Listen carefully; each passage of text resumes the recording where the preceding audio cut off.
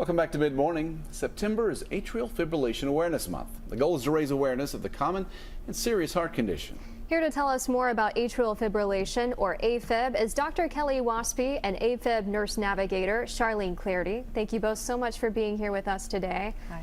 Tell us about AFib. So AFib is an irregular heart rhythm. It starts in the top chamber of the heart.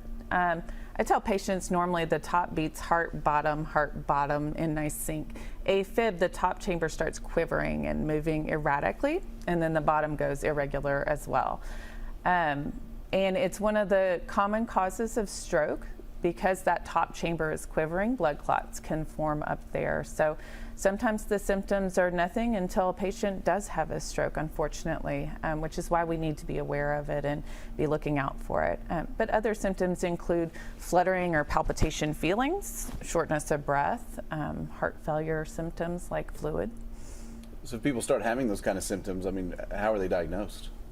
Usually we find it on an EKG where we put the stickers on patients and print out, or we can do a heart monitor that a patient wears for several days or weeks to try to catch it. It can be hard to catch because it can come and go and come and go. So sometimes we have to watch for a little bit longer to find it. And at what age do people start getting diagnosed with this? It can be all sorts of ages. I've had patients, in their 20s. I've had patients, usually age is a risk factor, so usually it's later in life, usually more like 60s. Once somebody's been diagnosed, what kind of treatment options do they have? Well, that's a good question. There's lots of new treatment options out there. We start most patients on blood thinners to prevent strokes, but then there's several medication options for preventing the rhythm or trying to keep people in a normal rhythm. If those medications don't work, then there's ablation options. And there's a lot of new exciting research going on at Baptist and across the nation on different types of ablations. We've got a new ablation technique called pulse field ablation, which is much safer and takes about half the time. And we're doing that almost as a routine now.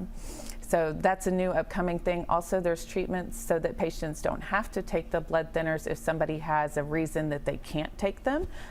We can put in a type of device that prevents the blood clots from getting out of the heart, a left atrial occlusion device. So we're doing lots of new exciting things for AFib patients. Charlene, what should people keep in mind during this awareness month? Sure. So if you feel like you have symptoms of AFib, heart palpitations, or anything like that, you can call our clinic.